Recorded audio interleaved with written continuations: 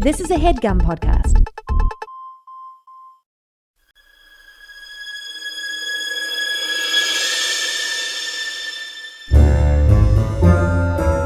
Oh, yeah. Welcome to A Funny Feeling Podcast. I'm Betsy Sidaro. And I'm Marcy Jarrow. This is a podcast where comedians tell us their paranormal experiences, and we listen to yours as well. Oh, yeah. And if you have one of these paranormal experiences that you want to share with us, please email it to us at funnyfeelingpod@gmail.com. Now get cozy. And prepare yourself to be scared silly. This is a Funny Feeling podcast. Nice, Betsy, Nice, dude, nice. We have such a nice guest today. We do. Nice, man. Truly, just one of the coolest, nicest people I've ever met. I don't know about you, Marcy. Oh yeah, I'm gonna say up there in the top 5. Top 5. You bumped out everyone in my family. Everyone in my family got bumped out. Not hard. Oh, yeah. My family's not even on that fucking list. We are so excited to have, our friend, of course, first of all, actor, voice actor, comedian, was in the Between Two Ferns movie on Netflix. You've seen her on Reno 911, a bunch of stuff. Please welcome Jiavani. Oh my gosh! How was that? Was that okay? Whoa, that was the nicest intro from the people I admire the most in the world. Betsy's sweating her ass off over there. It is hot. It's hot in here. It's hot. Oh my gosh, too much love. Thank It you. makes the little room hot. Thank you so much for being on the pod. I'm so excited and scared. Oh my gosh, I'm spooky. So excited. And Get ready. scared. Things are going to take a turn for the worse. Get ready. I find that in times of great stress, I run to paranormal shows and podcasts. It makes me, it calms my nervous system to be able to focus on that kind of fear instead of everything else being scary. Oh gosh, I feel a little bit of the opposite. Just in like when it comes to paranormal stuff, there's just so little that we know, really. Yes. And like at least like with like human or like earthly rules, I at least like have some semblance of knowledge of like how those rules work and like how humans work, because I am one. Right. A little bit of science and a little bit, and you living as a human. You're like, Yes. I know how that I have works. that understanding. Some historical reference you can go to if you want to like figure out things about people. That makes sense. Totally. It's Yeah. like humans don't historically teleport, but outside of if we're talking about spirits or something, like I don't know. Who knows? I'm glad that you're already open to the idea of teleporting, because some people are very rigid about where they believe spirits can be. Like they have to die in a place, and it's like, who said? Yeah, who says? Who says? And I hope I'm not limited like that if I'm ever, if I don't have to worry about a body. Right. I hope to haunt a bunch of places and friends. I just wanted to travel. yeah, right? Finally, I can just wanna afford go to see the Ibiza, world. And now I can as a ghost.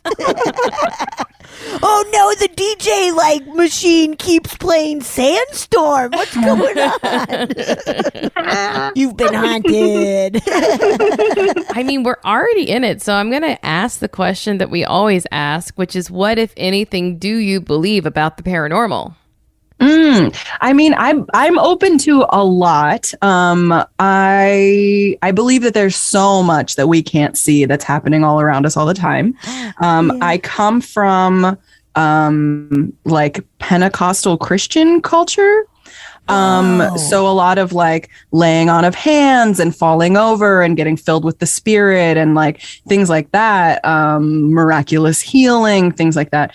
And so I like have experienced those things, like even in a place of skepticism, I have like gone up to, this is like, it's not something I particularly subscribe to or don't participate in now, but I have gone up to the altar during a time where they're calling people up to the altar, had hands laid on me and opened my eyes from laying on the ground and just been like, whoa, okay, this is real. This is real. Wow.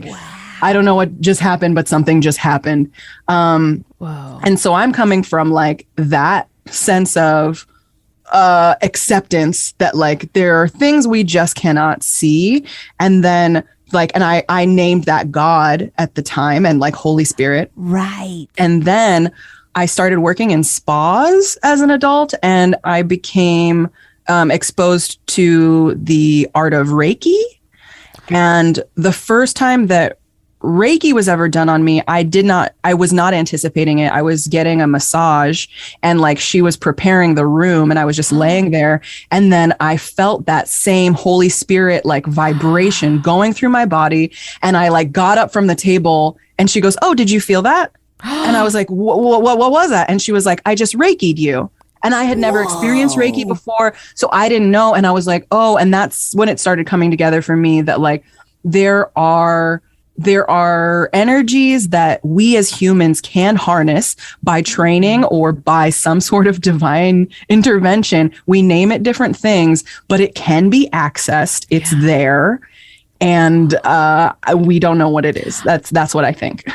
I have never thought to put it together that way, that we always want to separate that the church is like this, and if you believe, you believe, and if you don't, you don't. And then the spirituality is of course it's all overlapped. The things that happen, the miracles that I read about and studied when I was doing my adoration chapel time, as a youth at, being Catholic, that those miracles, just because I'm not Catholic anymore, doesn't mean that stuff doesn't have a place somewhere in all of this other spirituality that I do buy into. Yeah. I think we're tapping into the same stuff across religions and different energy manipulation stuff. I think we're tapping into the same things and calling it different names. Yeah. Have you ever seen, this just remind me, the movie Alabama Snake? I haven't. It's a really scary. It's scary? Yeah. Is it a doc? It's a doc about this kind of northern Alabama Appalachian or one of the snake can't. Sorry, not Pentecostal. That's full gospel. Right? I think you can do snake handling. Yeah, it's an extreme church though, where a demon came up. So a demon came up. It's scary though. It's also.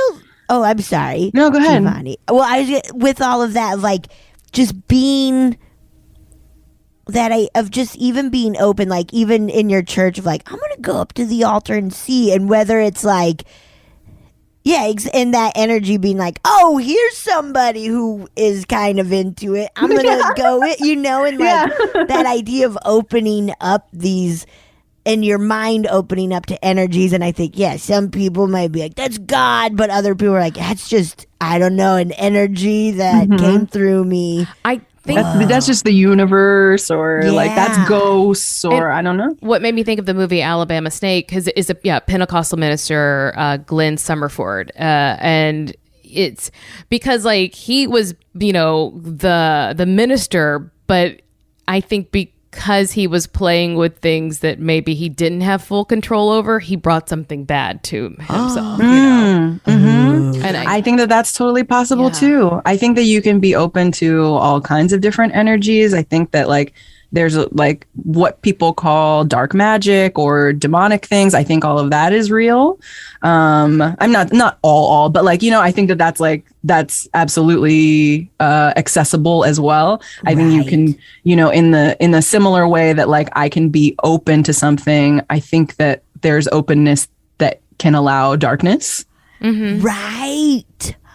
And I think that dark powers can be manipulated as well. And also I have I'm hesitant even to say dark light, good, bad, because it might not even necessarily be like that. It's I feel like there's balance As humans, we put names and like judge things as good and bad when really it might just be stuff. Yeah. Right?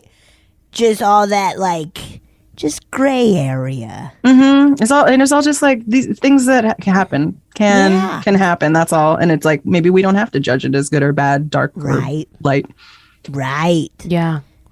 That's been a big therapy thing with me. Yeah, I really try to deconstruct good and bad. Yeah.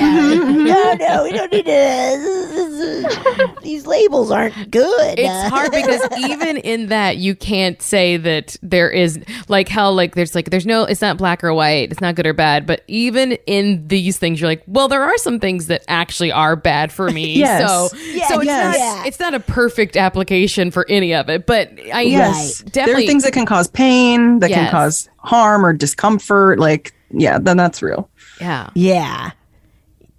So I feel like someone should tell you before they do Reiki. I was thinking that too. Of like, is that allowed? Like to just be like, I wonder that. I also wonder if it's like, well, if the person's, I don't know anything about Reiki training or like Reiki culture, but maybe it's like, well, if the person's not open to it, then they won't feel it anyway. Then it won't happen no matter what. Yeah. And maybe they like got a vibe from you or they're like, okay. Yeah. Okay. I got a Reiki. I got it right now. I got to Reiki right now. Whoa. Betsy, have you ever had Reiki? I've probably had it a few times, but once where I was like, oh my God. Ooh. Really? Yeah. It was like nuts. And what did it feel like? Yeah. What is it, first of all? And then what was your whoa? Because like, I thought is that when you put rocks on? And they... I don't No, they don't touch you. There's no contact. It's just like there is typically like hand motion, but they're moving your energy around. Oh, then maybe because Yamara's done that for me. Okay. Is that Reiki? You'd have to ask Yamara. I should ask Yamara. Are you Reikiing me? Tell me. Did you just Reiki me? Come on. It felt very like I saw a ton of colors and felt like this like super lightheadedness kind of, and then like almost like pulsating kind of feeling too. It was like, wow. And I had a friend tell me recently about a massage therapist that she is like kind of like this massage therapist, I don't know about them all the time, but they have done a thing where like my friend was like, it felt crazy, like I was out of my body, and then at the same time the massage therapist was like, whoa, did you feel that, like as it was happening? So that's wild. That's cool. Yeah. That's really cool. I've never had any kind of visual experience with whether it was like religious or not. So that's interesting that you were seeing colors. But the pulsating, the vibration like that, I can definitely identify with. I think I might just see color sometimes, what my brain does in a blank spot. Like I've done like the sensory deprivation tanks, those saltwater floating things. And I literally like the first time was like, are there lights all in here? Because I was seeing so much, like so many colors. Wow. That's really cool. Yeah. Wow. I don't know what that is. Maybe my brain's just like, I don't know, let's do something up there. Yeah, we gotta make something happen. Let's just do a bunch of colors. Yeah. Have you done Reiki again, Jiavani? I've had it since then, intentionally, and I have not had the same experience. I think that like with religious leaders, like some people are like, I don't know how to say, like better at accessing it or harnessing it. Yeah, there's a natural ability, or they've, studied it more. I think it's like with anything, like someone will be like, can anyone be funny? I'm like, probably if they try, but some people are just naturally funny. And I think some people are naturally like in touch with whatever it is that sends that energy or creates somehow attuned. Yeah. Right. Yeah. So that was your first experience with being like, oh, this feeling can exist in both worlds. Did that kind of change? I don't know, like, were you already out of your church at that point, or? Yes, I was already like, I felt like that part of my spiritual journey had like closed. Yeah. Spirituality hadn't, but like the organized religion part had. Right. Yeah. Wow. But it was cool because that was one of my favorite parts of being in church culture, and like that type of church was just like, I'm getting to experience something bigger than this world. And that is awesome. And that was like part of why, like, my hesitation to like leave the church, which had a lot to do with just like how they were with like queer stuff, which is a community that I'm part of. And it was like, obviously, like there's some kind of magic happening here. I don't like really want to leave it all the way, but and there was community there that I appreciated, but stepping away and then like pretty soon after having that Reiki experience was like, okay, I'm not closing the door on magic. Right. I could still get in on this magic a bunch. I do think Wow. that's really important to realize, I think, as, like, I think especially like as someone who, like I said, grew up a Catholic, it's hard to believe all the things and then not believe in what the church is.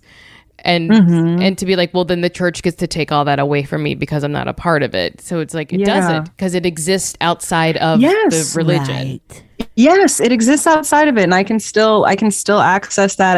I feel like I can still commune with like God in a different way, and like defining God in a different way now. But like that's still something that I can be attuned to or access in my life without being a part of organized religion, which is so cool. This might be a dumb analogy, but you know how Yes, here we go. It better be dumb. So you know how like your relationship with any particular person is the relationship you guys have and not necessarily Only. how they are with everyone else. So when you take the religion part of it, it's like you get to know that feeling, that power, whatever you want to call it.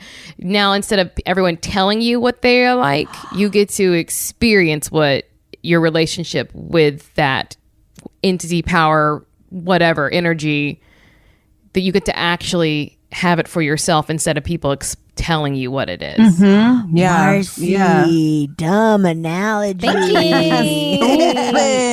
that's perfect. Of where it is like you get to have your own relationship with whatever it might be. This isn't a perfect comparison either. I mean, yours is perfect, but this isn't a perfect comparison. It's dumb. Stupid. If you don't call it Stupid. But like, just in terms of like relationship, like if you've ever lived with a best friend and then it wasn't good. And it's just like, okay, we were not good roommates, but this is a person that I love. And then like you can be best friends again, not living together. Yeah. And I have like something like that with God. Of like, okay, like this way of connecting with each other didn't work, but we can have a great relationship outside of that. Yeah. Right. And I'm sure the God is like, yeah, all right. This is great. They didn't have everything right anyway. I'm busy anyway, so like less is more for me here. And Jiavani, you are very scared of aliens. I'm so scared of aliens. Oh no! I'm so scared of aliens. And they're real hot right now. Okay, here we go.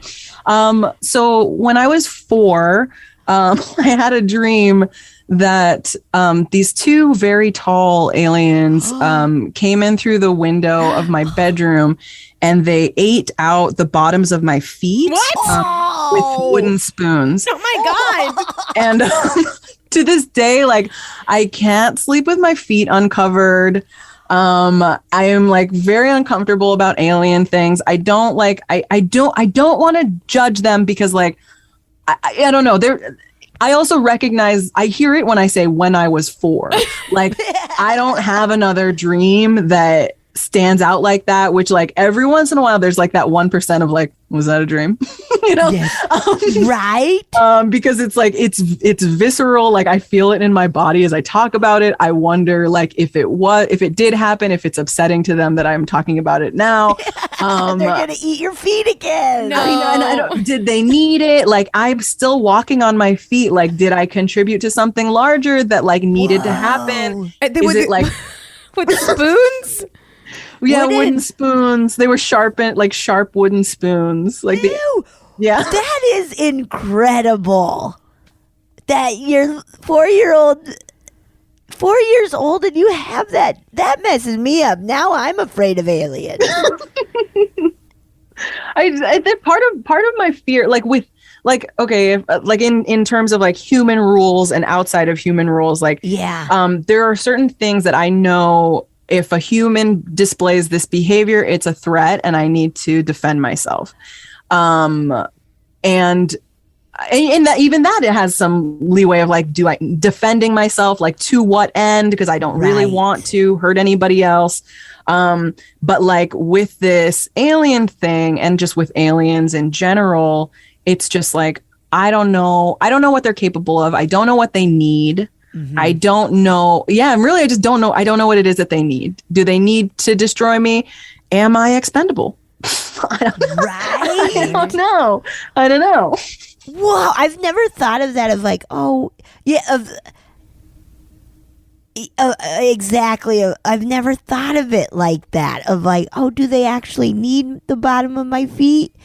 And then that's great. Or is it like for a bad reason? I've never thought of that. I don't know. Like I eat meat. Yeah. And like we eat plants. Like these are other living things. And it's all part of a cycle. Like and feet are made of meat. So I don't know. I don't want to upset you. So you don't have to answer this. But if you were going to go down two paths of one, what do you think symbolically that meant to 4-year-old Jiavani? Or two, what do you think that 4-year-old Jiavani could have been perceiving that like you couldn't wrap your mind around, but what could it have really been? Whoa. Like, is it like, oh, it wasn't them eating, it was them testing something? Or like, oh, I did not, what would scare me enough to have the dream, you know? If it wasn't a dream, it's possible like they could have been taking some sort of sample. These are again with like human logic of like, I don't know I don't know how their culture operates. I don't know. Right. It could have been some sort of study. Ultimately, I'm still living this life. So it didn't end me. Dream wise, subconsciously, there's probably just a lot about being a child, that is just like feeling helpless. Yeah. Taking the bottoms of your feet is such a simple but effective way to like immobilize you. Yes. Without the help of an adult, like I'm nothing. Wow. Yes. So those are maybe the two ways of looking at it. You just made me remember that my dad used to always eat my feet. He would like take them and be like, like that's a. My dad did that too. He would always just be like, no. Nobody did that to me. No human did that to me. Thank God. It would have triggered me to no end. That's where the dream came from. Because nobody ate your feet. Yeah. You had that dream. Dads are supposed to eat your feet so aliens can't get them. Oh no! Oh no! That's like the lamb's blood above the door. So. Yes. Yeah, the angel of death will know if your dad did not eat your feet. Oh, God. And I'm positive I've done it to children too, because it seems like a funny thing to do to them. Their little toes are so tiny. They're like corn. Have you had any more dreams with aliens like that, or? Not that I recall, and I do tend to record my dreams. Oh wow! If they feel significant, yeah. Yeah. Oh, and in the dream thing, I have had like like spiritually powerful dreams, and like while I was still in church culture, like having dreams interpreted, and like that Reiki feeling that goes in through your body, that Holy Spirit feeling. Like I remember at one time I had a dream that was like had me shook, and I mentioned it to somebody and they were like, "Oh, you got to talk to this guy Jonathan. He interprets dreams." And I asked him to look at like my journal where I had written about it. And as he opened the journal, that feeling that goes through your body filled the entire room. Like it was like blow your hair back, like chill through your body. Like the whole room was full of it.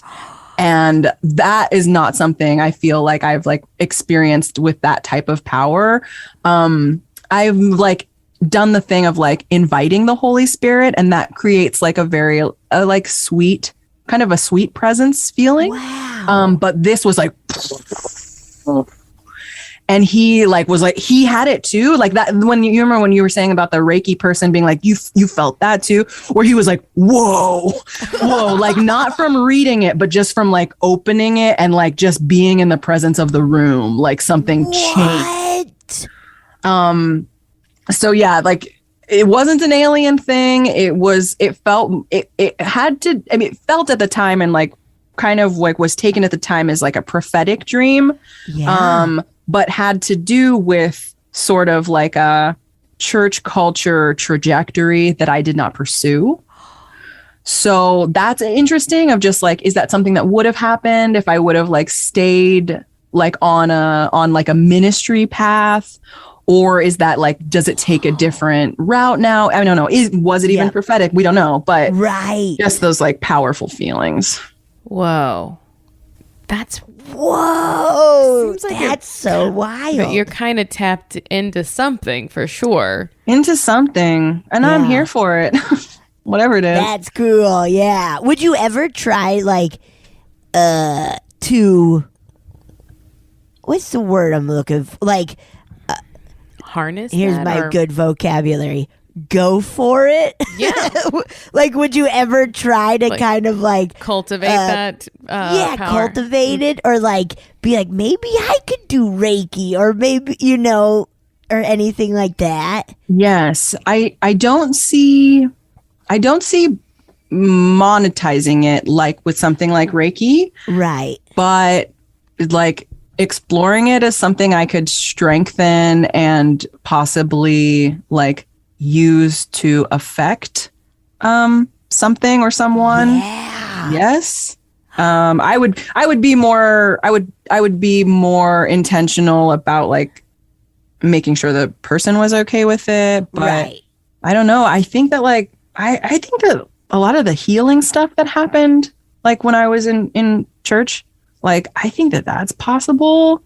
I don't know what that looks like outside of church culture, but it seems like a waste not to take it as far as you can, if that's possible. If you can like heal people with intention or with access to spiritual or cosmic power. Yeah. And it makes sense that, I mean, even to try it. Like when we think about our moms, like kissing, like, or like rubbing something that hurt, like kind of like trying to like put that power. I know I've definitely done that with like my animals where I'm like trying to like, I'll just like heal them. I don't know why I do that. I'm weird, I guess. Have you ever given yourself a kiss when you've hurt yourself? Oh, sure. Oh yeah, that's adorable. It's so sweet. It's so sweet. And like Marcy, when you're saying like, I don't know why I do that, like a part of me wonders if there's like something intuitive about that. If like there's so much, and I'll just use the word magic, but like if there's magic that we as humans have forgotten, but is somewhere in our wiring, they're like, oh, these are things that we can do, that we used to do, but like over time as culture changed, like we became more and more closed off to it, or people were not passing down how to access it, but we can still feel that there's something in us that's like, if I kind of do this or like send my energy in such a way, like there might be a way to like heal this animal, Because we talk about that with like little kids, like kids are constantly seeing ghosts, and we're like, is it because their minds haven't been so like beaten down? Like, no, don't even try. That's weird. Like, whoa. And now I'm just thinking of all the things we do that are sort of like that. Like if you watch any, like I'm thinking of Little Women when Beth gets really sick with scarlet fever the first time, and like Marmee comes home and is like rubbing her feet and like putting like those sort of things that, were kind of medicinal, but also like literally laying your hands on someone else to try to like cure or pull something out of them. Yes. And like Mother Teresa was just trying to like touch people, just like make contact, like make physical contact with people. I think there is something powerful in us like touching each other. Yeah. Because it feels good. And is that, what is it? Like you're supposed to have 10 touches a day just to feel normal? Well, good luck. I don't know. Wait, what? From your... You're supposed to have like contact apparently to feel normal. I don't know about that. You got cat contact. I do. You got a lot of scratches. That's good. These cats don't. That's why I don't like them as much. They don't. My mom's cat scratched her when me and my sister were with her just a couple of days ago. She's like, she calls her Kitty. Her name's Kitty. She's like, Kitty just scratched me. And she was like really blown away. And we're like, yeah, Mom, cats do that even if they like you. Like, you gotta just... And she was so blown away. She's like, why would she like scratch me? I feed her. And we're like, Mom, it happens. Like... The only one I trust. Yeah. I don't know what to do anymore. I can't trust anything in this world. I know, Mom. I know. Her moment of realization that the world is unfair. It finally happened. She finally realized it's unfair. Now, have you ever gone to see any like psychics or tarot readers or anything like that? I talked to a tarot reader maybe like once a year. And I enjoy that. And like, I appreciate her because there was one time where I got like a particularly upsetting, like reading, not like in movies where there's like death, but she just kind of like flipped the card over and she was like, this feels more right. Like, just just adjusted a little bit. And like, I was like, okay, I don't know if that was like for my benefit, like just like only showing me what I can handle, or if there's like something to that, something else to that, but I'm fine with it. Like I'm good with that. So I enjoy the tarot reader. I'm really grateful for the play that I just did in Minneapolis. The theater set us up with all the actors in the play with a Native American healer, clairvoyant. They set up sessions with her so everybody in the cast could just like talk to her. And that was really just kind of a pivotal series of conversations that I had with her. I recognized that there was something I needed to break through that I couldn't, like just in my life, which was part of why I even went out there to do that play. It was like, something needs to change. There's some sort of blockage. Like it felt like physically in my chest. Like this doesn't feel like it's really medical, but it is like, it's something I feel like I need to work out, and it feels like it's somehow like emotional or cosmic. I don't know, but like I needed to figure something out. So I went out there, and I feel like a lot of why my intuition led me to go do this play was like because of meeting her. Whoa.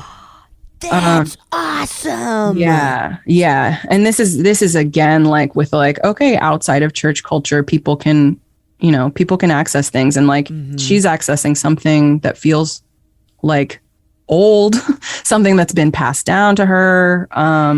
she incorporates a lot of things that have to do with like stars and moon and like moon phases. And that's not something that I that I know anything about. I'm not really like a astrology person. But like a lot of the things that she was saying about like what was happening to me and with me, like she was just talking a lot about my life in things that I hadn't said to her.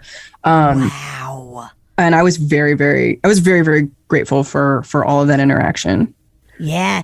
Do you feel, and also you don't have to say if you're doing that, but do you feel like unblocked or you're unblocked, like that? Yes. That blocking is gone or Yes. on its way out. God, that's so cool.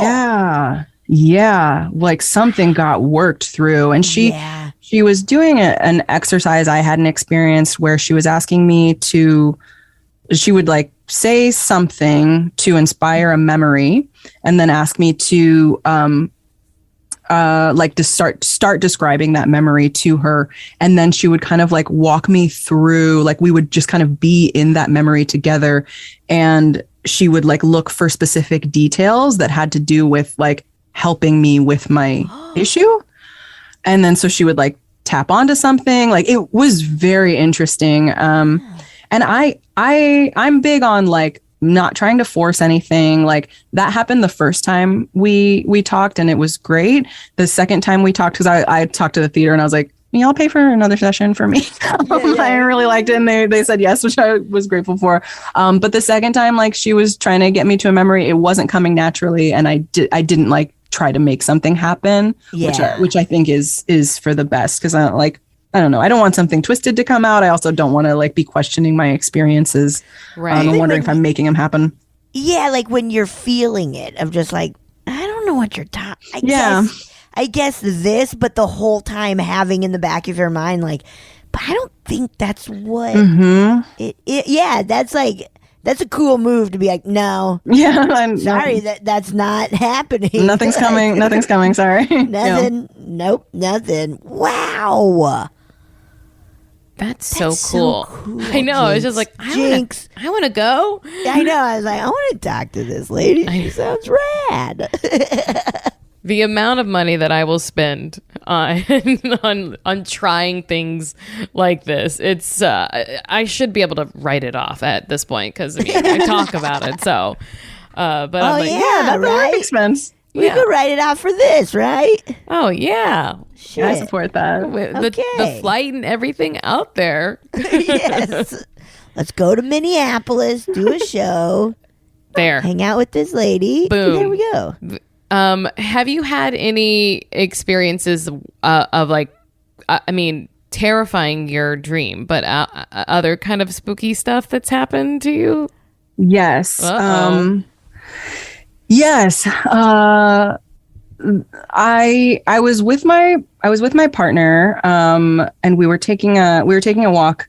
This was during 2020, so that was like all you could really do. Is we would sometimes just get dressed up and just go on walks just to like feel fancy. Oh my god! And we would just like call it like Fashion Friday. Oh my god! There was no reason to dress up, so we would just dress to the nines and just walk around. So we were walking in the like West Hollywood, Beverly Hills area, and there was something that happened. Like there were these like man-made lights in the ground, and we were just crossing over to continue our walk, but we stepped over the lights, and it was like it was like something shifted. We both were like, weird. We may have made some joke about just like, ooh, like what happened with those lights? Like, cause like you don't immediately accept something as like big. But we continued walking, and we passed by this tree, and I was like, whoa, it looks like there's a dog face in that tree trunk. And my partner was like, oh, I don't see it. We just kept walking. No big deal. We're walking through the residential part, and it's been too long, and there's no sign of any sort of turn or like other streets. It's just like one long thing. This is a place that like this area I used to work in, I used to live in. it was too long. And we were like, well, the next right, we're going to take it. And we walked so long and there was nothing until I started feeling like we were stuck in some sort of loop. And I was like, I really want to get out of this. Like, we're too far. Like, we've walked too far. There should have been some sort of other street at this point. I'm feeling uncomfortable. And my partner's like, yeah, this doesn't feel good. Something feels wrong. Something feels off. They might not have said wrong, but I feel like I said something feels absolutely wrong. It's a Nightmare on Elm Street kind of stuff. I don't watch scary movies, so I don't know.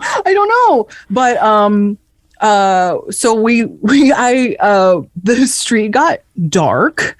Like it was nighttime already, but like it was like there were, I don't know if there were fewer street lights or fewer house lights, but the street became dark, and I was like, I want to get on the other side of the darkness. I don't like it in here. There was this sensation of something like nipping at our heels.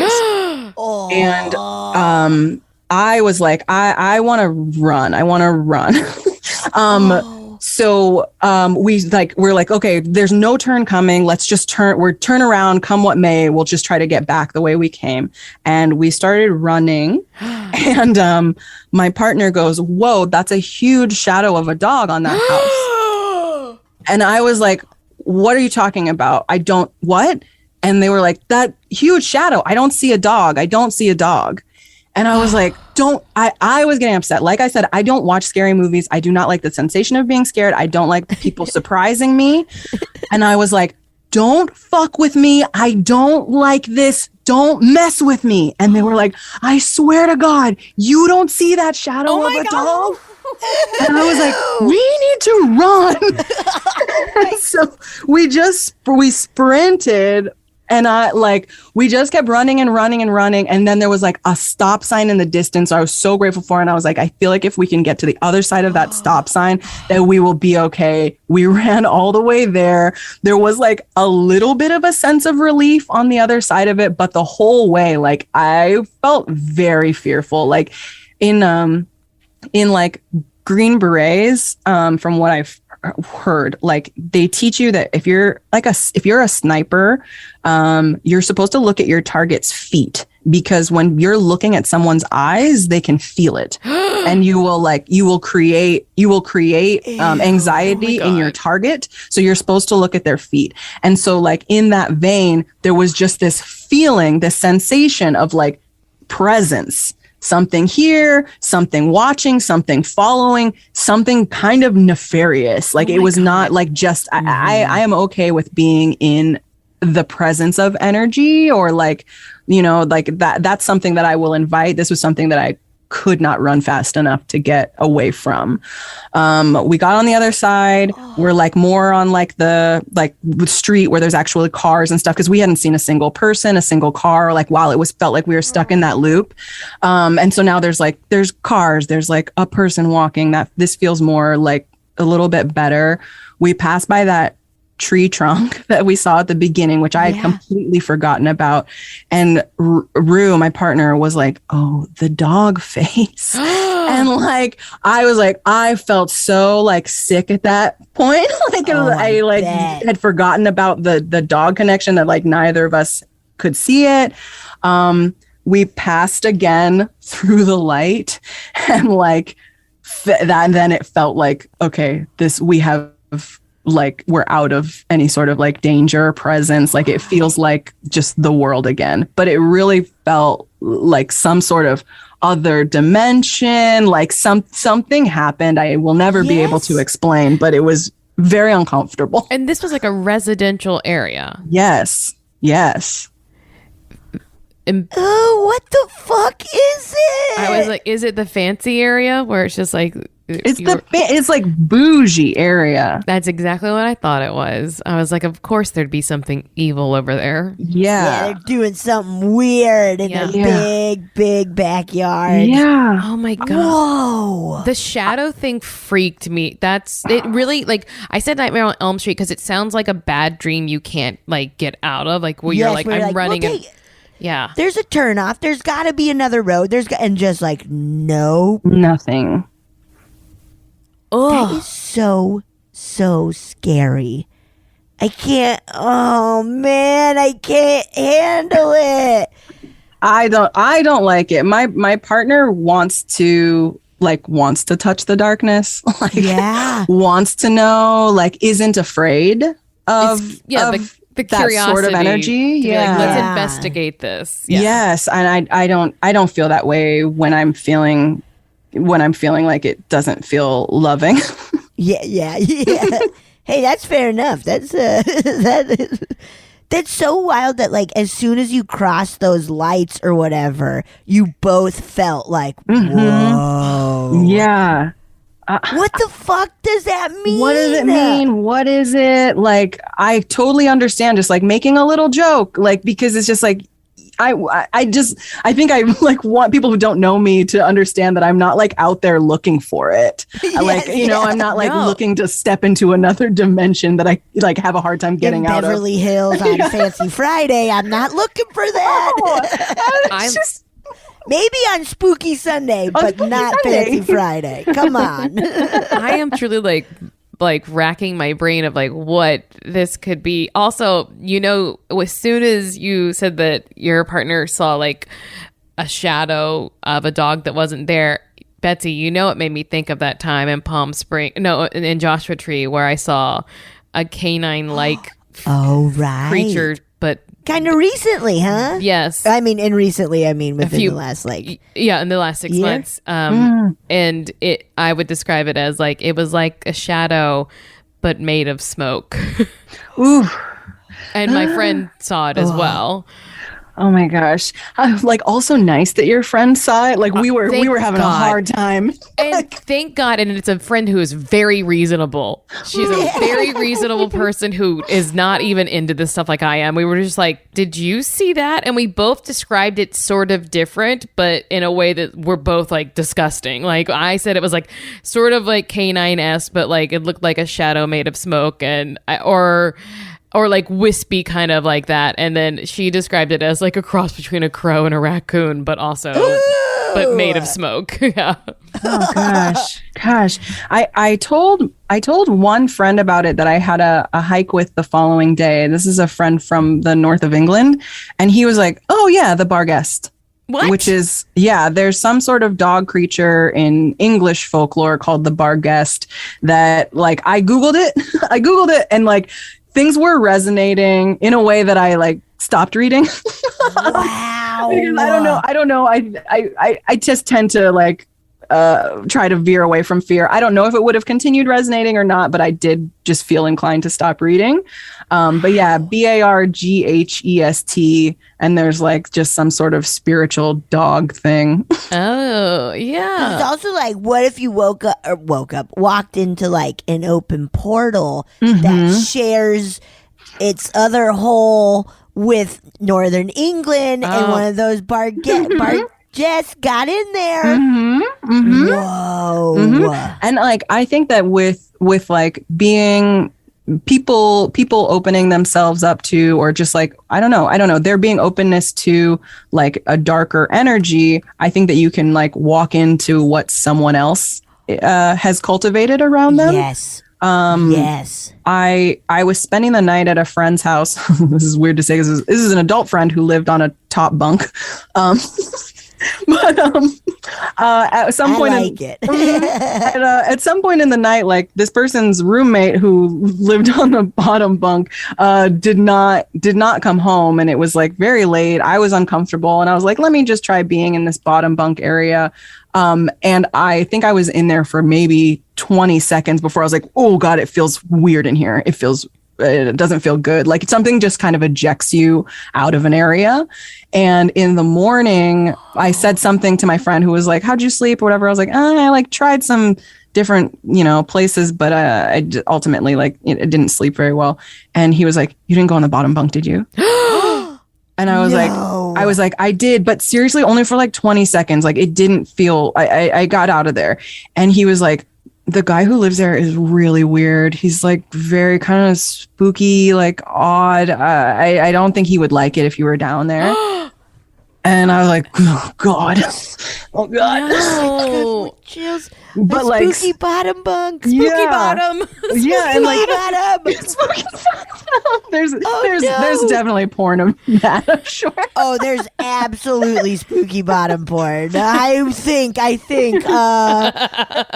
would bet. Who can say? I bet. I bet. Probably a lot of Something for money in everything, making probably. it too. Yeah, probably a lot of money in it. Yeah. Yeah, probably a lot of money in it. But like in that smaller area, a very similar feeling of like something either doesn't want you here, or this is not meant for me, or just like get out of here. I don't know, but it causes you to need to leave. Man. Ugh. What the? That is so. That is Wow, a very unique. man. I have not heard a story like these. Yeah. They're very like. Honestly, both of them are very kind of Stephen King-y. Like, Yeah. like an evil bottom bunk, and then just like it feels like a really great Stephen King short story. Now, Yours and Rue's, like, oh my God. I do listen. Well, I haven't in a while, but I used to listen to another, like, I think it's like Real Ghost Stories Online. And the guy, he always had like a joke about like the bunk bed, like the bunk beds essentially are always haunted or scary. Like that's just like, he's like he had rang a bell every time there was a bunk bed in a story. Cause That's so funny. Dude, you know what? Marcy, when I had an experience, I shared a bunk bed with my niece. damn, It wasn't in the same room, but I had to go into that bunk bed. it's a curse. It's a curse. Bunk beds are cursed. man. They're Were you bad. on the bottom? I was on the bottom. Oh, man, remember that time we went to Big Bear and there were only 2-3 rooms and one of them was full of bunk beds and that one was too cold? Right, I slept. was a curse. In the living room. That was a I'm gonna curse. sleep by the fire in the living room. You can't even imagine how awful it was. It was Big Bear in the winter and the heat didn't work downstairs and there were like 3 bunk beds and everyone was like in this bunk bedroom. There were a lot of us. There were like Too many. 15 of us or so. Yeah, and we were all like, it's just one night, whatever. But we were also all adults where it's like, we should have been more comfortable. And I just remember like Drew Tarver and I are sharing like the bottom bunk together. And I was like just trying so hard. It was so cold. It had to be like 40 something degrees. And finally I just said, I can't do this. And I had to go lay on the floor upstairs. Yeah, I feel I woke up and you were in the living room. I was like, cool. it was, And you were just like, I didn't sleep at all. Like, okay. I truly was like, I was so cold. But yeah, I'll just say bunk beds are fucking Bunk cursed. beds. Cursed. Bunk beds are bad news. Never put a bed on top of another bed. No, Never. that's Bad not, shit happens. That's not how, because then you become the monster under the bed. Oh, shit.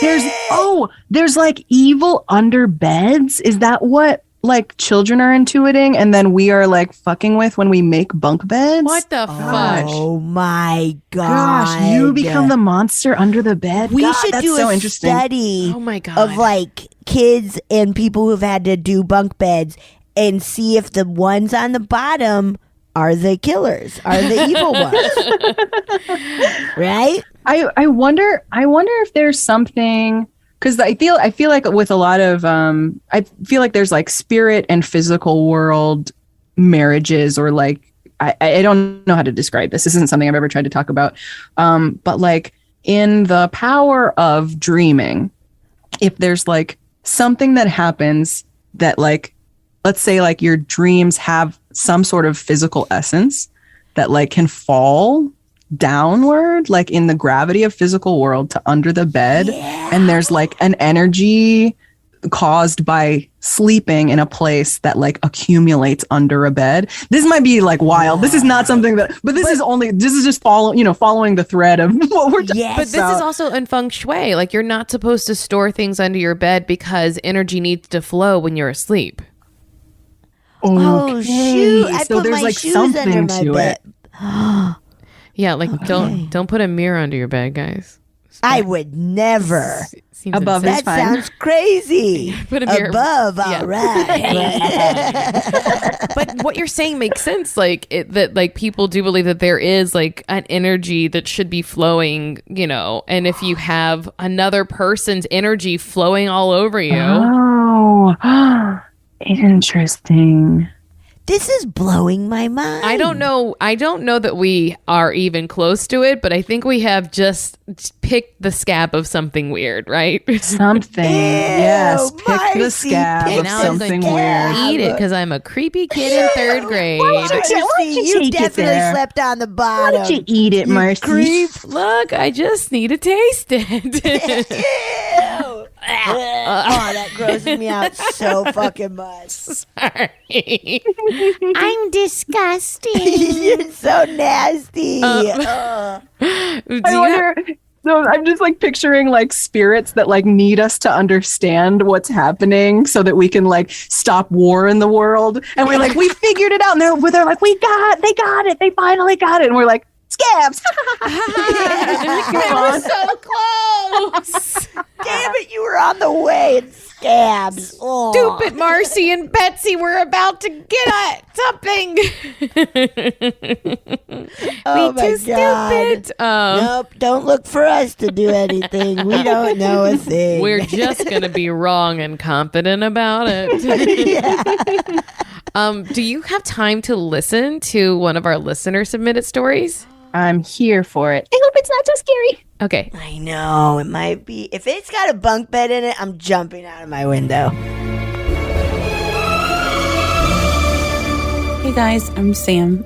I was listening to your podcast and it reminded me of this really weird situation that I had when I was a kid at my aunt's house. My aunt, who is not a nice person, but she excuse me, she like buys houses all the time. I don't know how to explain it, but like she just like buys a house, decides she doesn't want it anymore, and then like gets a new one, and like she just has like hella money or whatever. But anyway, this one particular house that she was in was like super old, super old, and it was like just so fucking creepy, and like everything about it just felt strange. And maybe it's just because like I don't know, she sucks, but like it was really scary.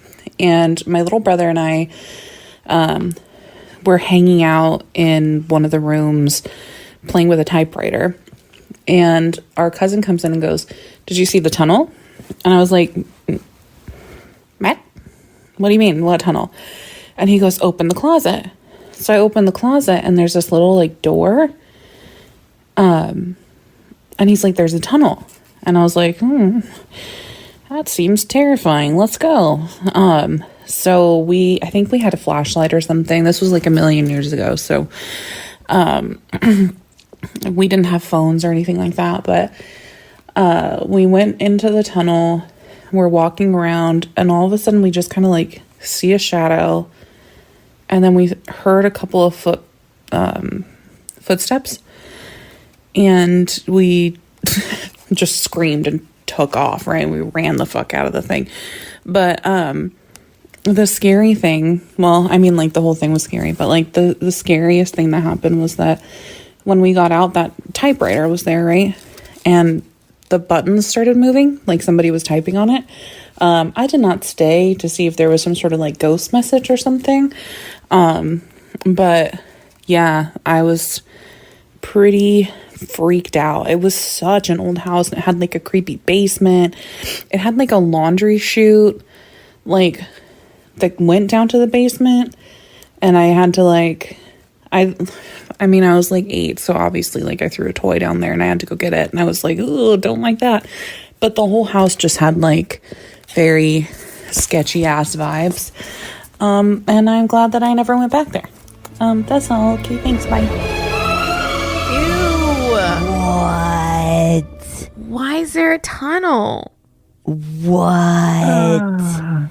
What? Is there part of the country that just has tunnels and houses I don't like? Yeah, like, is it what, because they're in where I went to school, college in Gunnison, the whole town has like a tunnel system for like prohibition. Oh. Yeah, like old, nasty. So and it's only, I don't think it's in any houses, but it must have been because like a lot of the Main Street buildings that I knew had tunnels used to be houses. So maybe it's haunted for sure. Something's living in it. But do you think that's why it has a tunnel? I don't know. And why did it start typing something? Why? Yeah. I don't know. I don't know. I'm kind of. Oh, go ahead. I totally understand not staying to see what it said. I get that so hard. Like, I love that part in one of the few scary movies I've seen, in Hereditary, where like there's that seance thing and she's just like, stop now.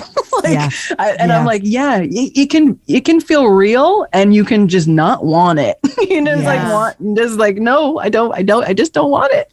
Yes. Yeah. Why was there typing? I know. I want to know. Oh. I want to know it was typed so bad.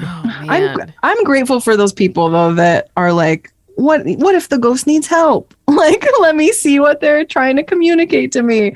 Like, I feel like all these experiences and reactions are valid. Yes. I would be like, I'm sorry, I'm not gonna solve your murder. Go haunt someone else. Like, sorry. When I started feeling differently about ghosts is when I worked on a movie and the like coordinator of the movie was telling me about him seeing ghosts, and he was just like, this ghost was coming every night, and I was like, what do you want? And the ghost was like looking for, also he said the ghost was speaking in Spanish and he said, Inglés por favor, and then the ghost started then it was able to communicate in English. Cool. Because he was like, it's because it's like it wasn't really happening, it was in his thoughts anyway. So like, or not, you know what I mean? Like, it wasn't like a ghost was talking out loud in his room. He was hearing the thoughts. Yes. So if you're going to communicate, I'm just communicating in a way that I can understand. And then the guy was looking for his family and he's like, they moved. I'll figure out where they moved. He like had to tell the ghost where his family had moved. Wow. But he said it in such like a way that I was like, that's a funny, I feel like that's kind of a more like comforting way to feel about ghosts. Be like, what do you want? No, they're not here. Let me help you. Okay. Let me find out where they are. And then to tell somebody as though it was like, and they messed up my coffee order this morning. Like, to just be so casual about it. I think that it's great. Like, I would love to operate from a place of less fear. But I don't know. I mean, fear is also there for our protection. Yeah. But I am like, I want to be open to helping others, right? Or even just like making connections, in arenas that I don't understand. And that I think is the big thing. It is fear of the unknown. Some of it is protection, but it's also like, just in case it's bad, I don't know what it is. Yeah. And I think it did serve you well in Beverly Hills. Yes. Run out of that. I don't regret getting out of there. No. So that vibe was all wrong. Right. Because I do think if a ghost is going to come to you for wanting help, they'll be chill about it. Hopefully. Oh, it certainly won't be a demon dog leading you down into a never-ending portal, I think. Probably. Yeah, no, I don't think it'll be that. I don't know. Or that was like Ghost Lassie just trying to get somebody to the well. Timmy's been down there for 500 years. We gotta get him out of the well, please. I'm so sorry if you guys are trying to close, but I think that basements are scarier or like more infused with energy than addicts typically. And like the person who was telling their story was talking about the creepy basement, and it was making me think about like the energy that goes under the bed. If there's like there's some sort of like gravity to and negative energy that can like that goes down, and that's also why we associate like hell with being below us and like goodness being above us. But that's the feeling. I wonder if there's something there. Whoa. Yeah. And like I think a lot of people are scared of space because it's like so unknown and so vast, and if you were out there like just to be like floating forever, but underneath is really scary too. Oh yeah. Don't we only know theoretically what's down there? Yeah. I would rather be in space than like the bottom of the ocean. But I find both fascinating, though. Oh, both are so scary. My voice just cracked. They're so scary. Oh, they're so scary. I don't want them. I go watch bunk bottom porn. Bunk What bottom. was it? Spooky bottom. Spooky bottom porn. There it is. Shit! I tried to do a callback and it didn't happen. Hey man, Damn it. We're here. We got there. Thank you for the support. I can edit it and make it sound right. Yes. Get it clean. Just get one clean. Betsy. Yeah, get it nice and clean. Yeah. Spooky bottom porn. Okay, there we go. Great. Thank you. Oh my God. This was very spooky. This was spooky. Yeah. It was very spooky. But also we uncovered a lot. Yes. That energy going under. There it is, dude. Ooh, I like talking about that. Ooh, yeah. The feng shui of it. Ooh, I like it. It's something I think that someone a little smarter than me should tell me about, maybe. Maybe, I don't know. Explain I think it. it's perfect what we got. Yeah, if you know any more than we do, you can let us know. But only if you know more. Yeah, only if you know more. And we do know a lot.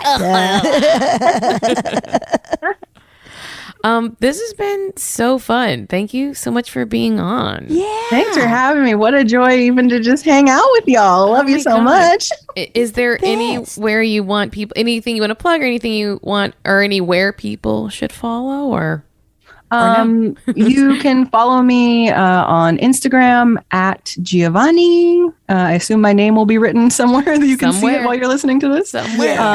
And I think you can come see me at Bad Drag Race this August and September. You can look that up. Yes. Ooh, okay, good. Drag king persona, Clit Tizzy. And I've seen Clit Tizzy a bunch, and Clit Tizzy is nuts, dude. Oh my And God. awesome. Truly, like, Clit Tizzy blew my mind so many times. I was just like jaw on the floor screaming. So, yes. Come to Bad Drag Race here in LA. It's one of the best shows ever. And Clit Tizzy, one of the best. Oh, thank you. Thanks so much. I think I said July. I think I said July and August, but I meant August and September. I don't know what I said, but come see. Yeah, you said August and September. Oh, great. Everything's fine. You're gold. Edit that out. Edit it. Edit it all. That's what I'm going to do. Spend all my time making it sound perfect, guys. Thank you so much for being on. Yes, Thank you both. Hopefully see you to party soon. Yeah. Oh, it'll happen. Oh, yeah. Thank you so much for listening to A Funny Feeling. If you have a paranormal experience that you would like to share, please send us a voice memo, or you can email us just a letter at funnyfeelingpod@gmail.com. I'm Marcy. I'm Betsy. And don't shit your pants.